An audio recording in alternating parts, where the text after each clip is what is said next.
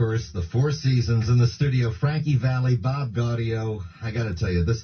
I said to you just briefly as we were going on, if there's a problem this hour, it's going to be a bit too inside. Not only did I grow up and love the music, I had Danny Meyer on the last hour. We were talking about restaurants. Yeah. I spent all my summers in Atlantic City working restaurants, Tony Mart's, Bay Shores, all that stuff. It's the whole Jersey scene, which is going to make it a little bit tough. But that falsetto, nobody would mistake that falsetto. Hey, Frankie. How are you? You tell me. How did you develop that kind of... Oh, God. How many people died trying that? It came from wearing tight underwear. Really? Is that all it takes? So, I got to write that eating down. a lot of bird seed. By the way, you forgot the diving horse of Atlantic. Oh, the Steel Pier. What was the guy who did this? Ed did a show all the time. Yes. The horse would. They always had the diving horse. Right. I mean, this was Atlantic City before they had gambling. Yes. And it was kind of like a mini Ed Sullivan show, you know? Yeah. Ed Hurst. Ed Hurst. There you go. Thank you. Wow. Pulling that one out of nowhere here. Now, it's not even possible to go through all of the songs that you've done because it's interesting in prepping for the show. I said, all right, let me go through the whole discography. They all come back. I mean, the first thing you think of is Sherry, Big Girls Don't Cry, Walk Like a Man. Is that the standard three that you come up with first? That's the trilogy. Is that it? Now, you, in fact, I read about you, Bob. You were with like the Royal Teens who wear short shorts. Yes, I'm What a classic. What a classic. And he looks ridiculous in short shorts. I know. Well, short shorts and you with the tight underwear. I mean, you put the combo together. That's how we got together. We created a partnership. Actually, we were sponsored by McGregor Sportswear, and we had to wear these silly Bermuda shorts. Oh, with the short shorts thing? Oh my Kind God, of a with the plaid. socks and the whole How could thing. they tell you what to do if you were royalty? I mean, you were the Royal we Teens, as I didn't- remember. Yeah, we didn't really know that. Oh. Yeah, in those Kids, days, I was 15. in those days, to have a hit, you did whatever they told You you. bet. I know those days. And whatever they wanted to call the name of your group. I mean, you know, so many groups ended up with names that were ridiculous because. As opposed to today. Right. I mean, I can remember one of the first recording situations that we had, and we were known as the Variatones for years. Mm-hmm. And they said, we have to think of something new.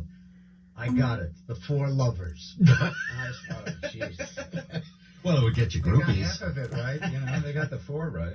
You know, one of the amazing things, if I look at the two of you, is that you're still friends and still together after all these years. I thought all these professional acts break up and they have fights and they don't like each other. Yeah, well, that's the show. As you'll see in the show, we keep saying 40 years, but it's really like what 40? It's 45 years. 45 years on a handshake. It's hard to believe.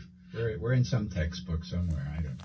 I do love those days. I mean, I created the first rock trivia show, and she's actually been on. She's a speech professor right now. I grew up with a woman whose father owned Cameo Parkway Records, a guy named Bernie Lowe. So I used to grow up in Philly with all these different art, Chubby Checker, you know, Orlons. Fabian. Oh, Fabian doesn't like me. Anyway, 808-0810 is the number. We've got Frankie, Valli, and Bob Gaudio here. We're going to schmooze for the hour, and if you'd like to join us, feel free. 808-0810. Ron Owens, KGO.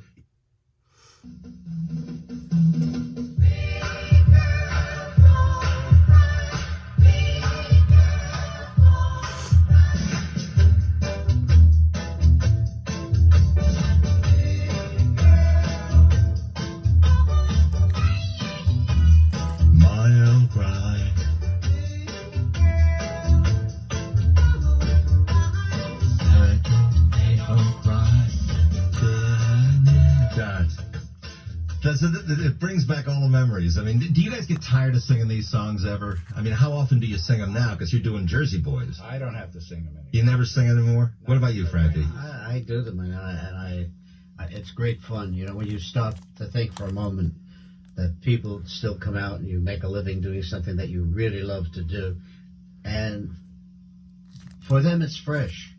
You know, it's maybe you play a city once a year, or even twice a year. For them, it's fresh, and you really have to psychologically take it on that way. Otherwise, then... Well, I always call it the Rick Nelson garden party thing, where you get tired of singing your old songs, but that's what the people want to hear. Anyway, let's take a bunch of calls. There's so many people want to talk about it. Let's see. Is that show on the Bay Bridge? Is that who I'm going to? No.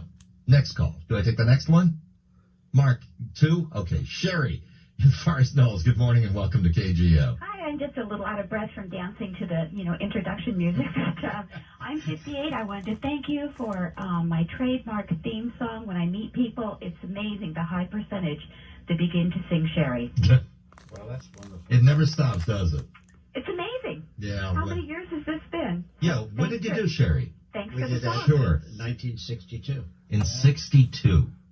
I still remember. What was the guy's name? Was that WABC? Dan Ingram. Yeah. 62 always reminds me of that. He introduced some song, and in those days this was risque, and he'd go, in 61 this was a big hit, although it's really a piece. Maureen on the Bay Bridge. Good morning and welcome to KGO. Hi, my name's Maureen, and I just want to say that I'm kind of I'm not the sorry, I just passed a truck with a loud music, but I love the Jersey Boy tape. It's wonderful, and I bought it for a few other people. I do want to try and get tickets to go see the show, and it's just a real pick-me-up. I'll tell you, I'm in sales, and if I want to pick me up before I go in, I turn on the last song, Who Loves Your Pretty Baby, turn it on, up to the top of the speakers, and it just is a lot of fun. And I've also introduced it now to, for example, I'm in my 40s. I had a friend's child in my car, and he was 11, and I had him singing Walk Like a Man because he loves to sing, and we just had a lot of fun with it. Now you're not their publicist, right, Maureen? No, I'm not. I'm just not. teasing you. And she I has. also think it's great that you guys are still friends after all these years. So Yeah. I just want to commend you.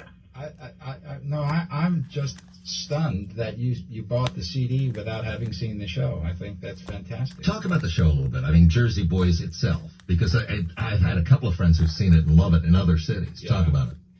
Well, it's the dream come true. Obviously, it's something that I started with a long time ago, having seen when the first time I saw The Deer Hunter and how they used Can't Take My Eyes Off You before the guy shipped off in the pool hall.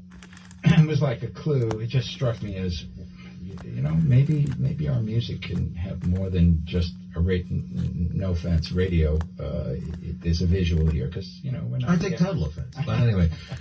And it just felt like there's something else that we can go, someplace else we can go with the music that. Well, explain, Frankie, what Jersey Boys actually is. Well,